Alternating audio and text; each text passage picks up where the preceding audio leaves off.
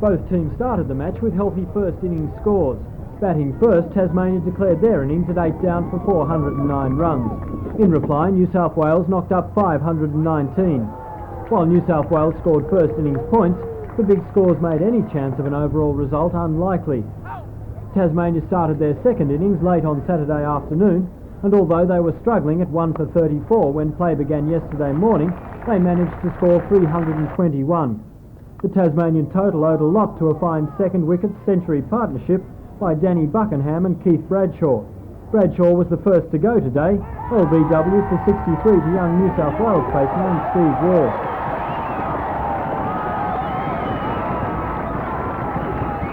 Buckingham went on to make 78 before he too went LBW, this time to local test spinner Bob Holland. When the Tasmanians were all out shortly after tea yesterday afternoon, New South Wales was faced with the near impossible task of scoring 212 runs to win with only 21 overs to play. At stumps, New South Wales was 7 for 152, 60 runs short of the target. Top scorer was opener Steve Smith, who smashed 62 runs from just 42 deliveries. New South Wales scored 4 Shield points for the match to keep them in contention for the Shield final.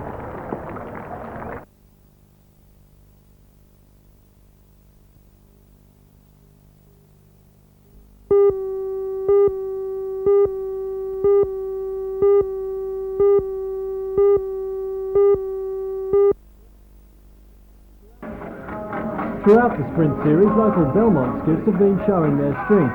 After the 32 heats on Saturday and Sunday, 4 local boats were among the 6 skiffs that qualified for the semi-finals. Competition has been so tough this year that last year's sprint champion and the current Australian long course champion, Dennis Tanko in Burwood Calendars, didn't qualify for the semis.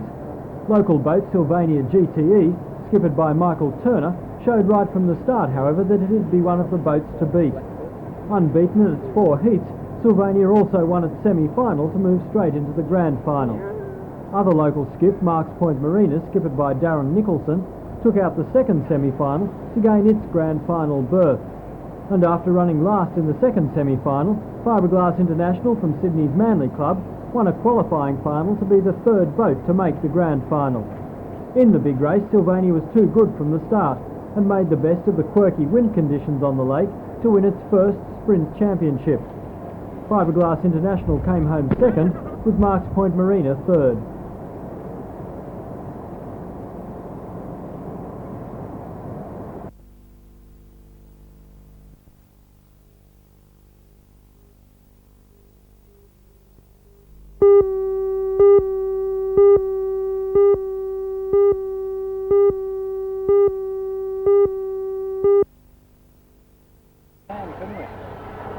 When firemen arrived at the scene of the grass fire on Kooragang Island, the grass on the edge of the road was well alight and smoke was making visibility a problem for motorists. At the height of the fire, one motorist's view of the road was completely obscured by smoke and the car crashed into a guardrail on the roadside. No one was injured in the accident. Firemen quickly called in police to assist in getting the situation under control. Not long after, traffic was blocked off from the area and large queues had developed in both directions. Holidaymakers and visitors to the Port Stephens area were caught up in the queue, many wishing they'd left for home a little earlier or later. It took firemen nearly an hour to put out the blaze, and when police reopened the road to traffic, the queue in both directions along the road was several kilometres long.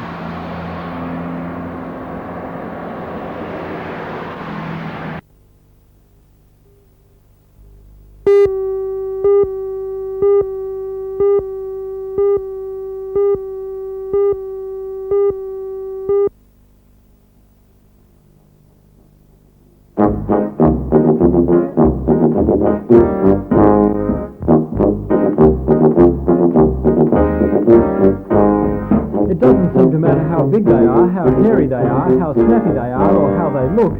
There always seems to be someone who'll adopt a dog and call it their own. For one group of people, however, dogs are a serious business. A dog's background, its breed and its ability to live up to its breed characteristics are vital factors for the owners of show dogs. Over the weekend at the Hillsborough Dogs Showground, more than 800 dogs and their owners were out in force, competing in the first dog show to be held at the ground this season, and to remind others that not all dogs are equal. They'd come from as far away as Queensland and Albury to show off their dogs. more than 130 breeds were represented, from the petite poodle to the sizing Saint Bernard. The dogs were divided into 6 categories and judged on how well they lived up to their breed characteristics. A hound, for instance, is judged on its ability to chase and hunt, while a gun dog is judged on its ability to retrieve. And like all prized possessions, the show dog gets special treatment.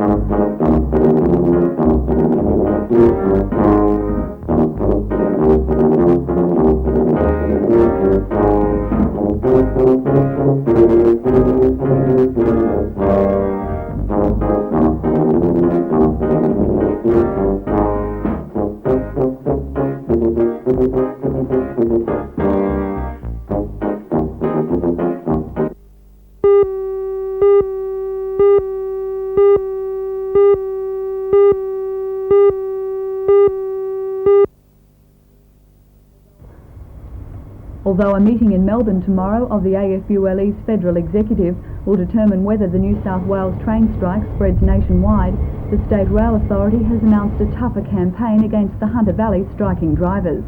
The authority has announced it will continue sacking 700 drivers in the Hunter and take steps to have the AFULE be registered. The SRA's chief executive, Mr David Hill, says the authority will begin recruiting new drivers next week, either from within the railways or from the ranks of the unemployed, to replace those sacked. The plan to have the recruits driving freight trains after several weeks of training has been endorsed by the Prime Minister of Torres and Premier Rand. The striking drivers, however, say it's industrial limits. Jack Landry says safe and Bruce Morgan each have to be 30 years in the railway. 20 of those years have worked as drivers. They say that trains are drive trains after several weeks training is totally inadequate. In my opinion, it would be a recipe for disaster. I could not see any way that the train running system or the rail system could be safe as it has been for many, many years with the traditional training that has gone on. Jack Landrigan agrees. Why? Unbelievable. To think that they could pick a guy off the street and say, righto, we're going to train you in a short program. I'd say this guy's knees would be shaken for forever and a day, because he's not, he hasn't come through the fundamental training. It takes a long time. We've got a background. It's a long background, but we learned off our predecessors. They're just the same as the boys are learning off us. And if that gets chucked out the window, God help us. While the three men say they are concerned about the training proposal, they're also concerned about their own welfare. While Jack Landrigan has received notice from the SRA warning him to return to work or be dismissed, Bruce Morton has already been notified he's lost his job. Well, it's at the moment I've got a few dollars saved, I suppose, but the future looks dreadful. The thought of being unemployed, which virtually I am. I've received my paper and I'm virtually unemployed. The night I got it, there was no sleep for the wife or I, and she's been turned up and upside down, and well, virtually it's a tragedy to me personally. I class it as a real tragedy.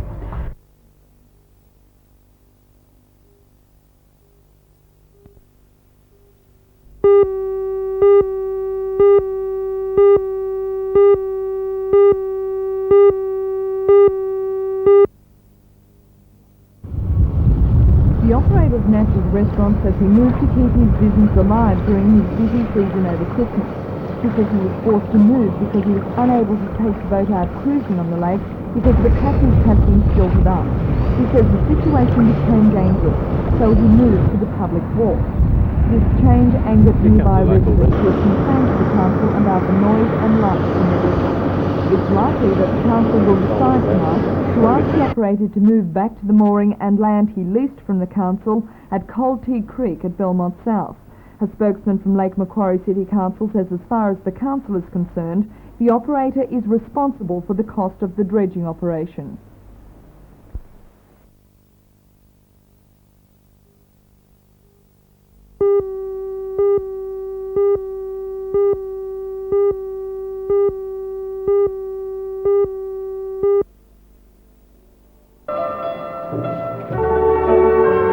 The Ryco-Hungarian Youth Art Ensemble were brought to Australia to perform in the Festival of Sydney. With their duties over at the festival, the ensemble then agreed to do a regional tour of New South Wales to celebrate International Youth Year. Their performance at Newcastle Civic Theatre last night was part of that tour. The ensemble featured 18 musicians and 12 dancers, the youngest being just 7 years old. The performance featured many compositions of the Hungarian composers of the 19th century, including works by Liszt and Lavotta, as well as traditional Hungarian folk songs. And this, tied in with the excitement and colour of the traditional dancing, made for a brilliant spectacle.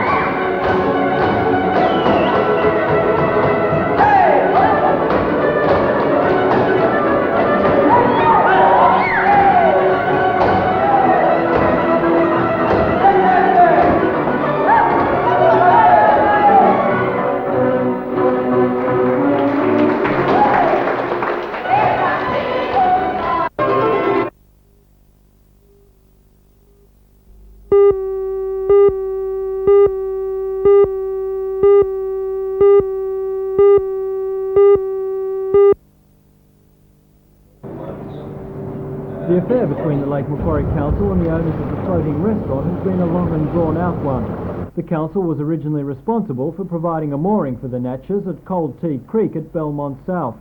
But the boat's owner says he was forced to move from that site and begin operations at the Belmont Public Wharf because the council site was silting up and he was unable to take the Natchez out on the lake. 24 hours a day. Now when that is turned around this way, in your bedroom, in your lounge room, whatever. The move, however, angered nearby residents who complained to the council about the noise and the light from the vessel.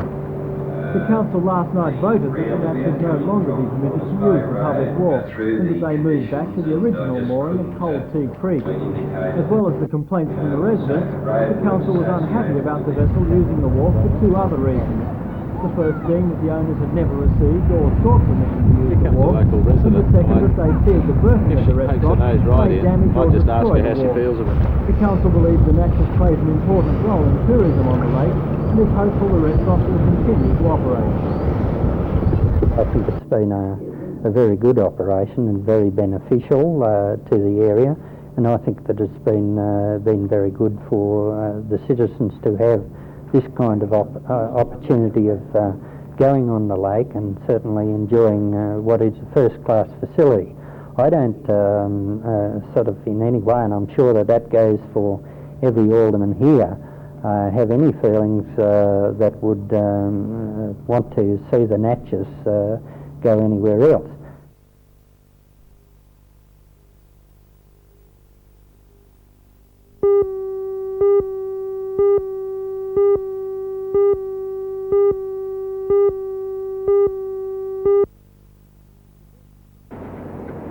The boost will come in the form of a new $2.8 million retirement village to be built on this site at Violet Town Road, Mount Putnam.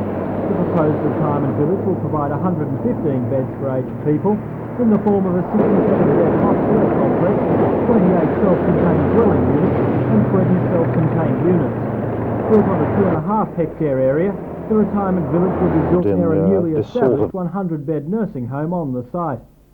After viewing plans of the proposed retirement village and reading reports on the development, the council carried a submission to refer the proposal to committee and then to another full meeting of council. On all accounts, it seems likely the development will go ahead and not be blocked by council. Last night's meeting also paved the way for the completion and opening of a $20 million shopping complex just across Violet Town Road in Mount Putnam.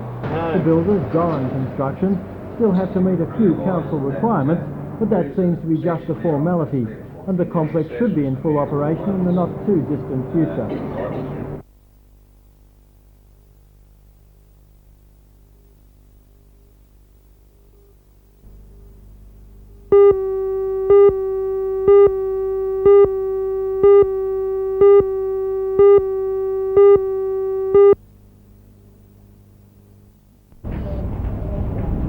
It was just a big rush.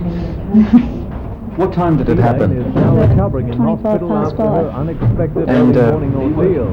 At 5:30 she got out of bed to go to the toilet.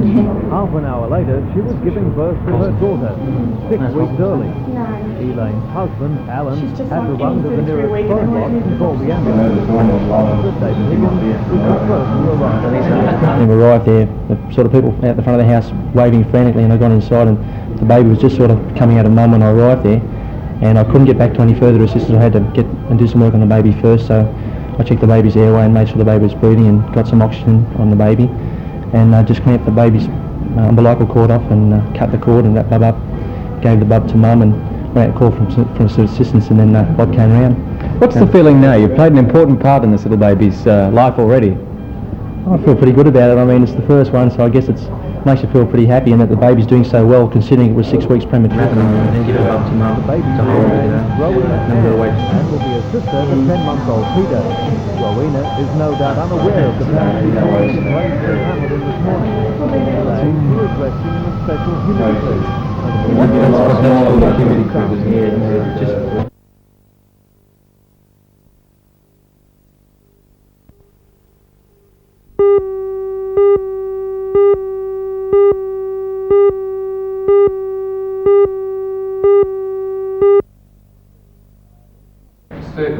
Many countries are using the public key code to pass on their most secret information, because if you don't know how to encode or decode it, theoretically it will take millions of years to work out on even the most advanced computers. These students attending the 3-day school may not use this information in their forthcoming higher school certificates. But according to doctors Walter and Lynette Bloom from Western Australia, it makes maths come alive. But how does the system actually work?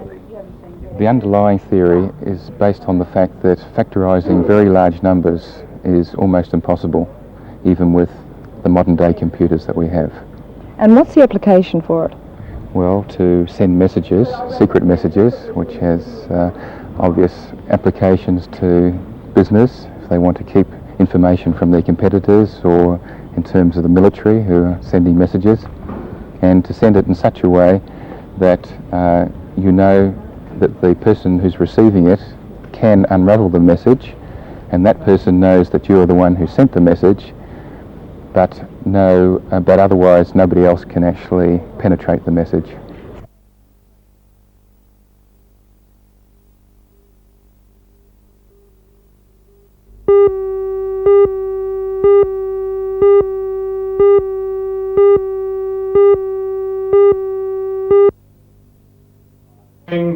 According to a number of individuals run NBN and complained, the it's working. We have got one video and a second television as well. Questions about the person's program preference, questions like what shows do they like on Channel 3, and whether the advertising has persuaded them to buy certain products.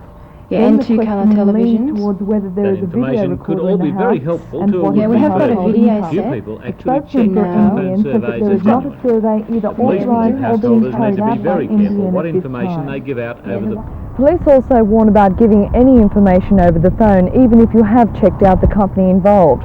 For although the company may be reputable, the person conducting the survey may not.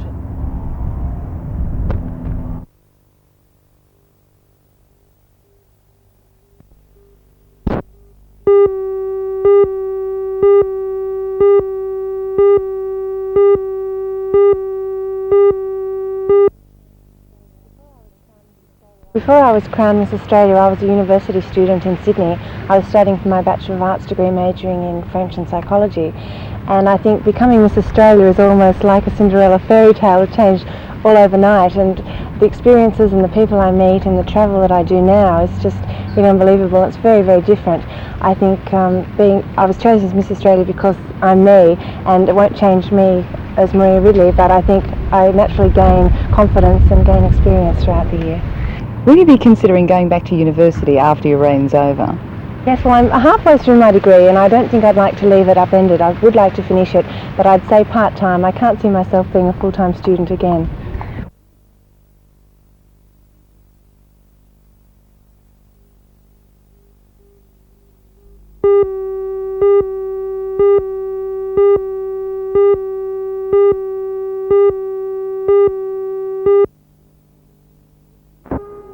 It's this kind of constant treatment that Maitland says will end up costing thousands of dollars in repairs. Although it realises that the coal must get to the local Newcastle during the rail strike, the council is also aware of the damage the 24-hour haulage is doing to its roads. So these trucks causing to the people of Maitland? Well, the problems are, first of all, the noise factor, and then the residents are starting to get very uneasy. They think that there's a safety hazard there, that we do believe a lot of these trucks are overloading, and we feel that with this overloading it's making them unsafe, particularly the manner in which our roads are at the moment. Although in dry weather, he believes it will worsen when it rains. He claims the government recognises the site and will come to the case in time. Mr Unsworth most certainly stated that he would give the funds to allow the roads to be done up, and I have faith in him, and I think he will come good with the money.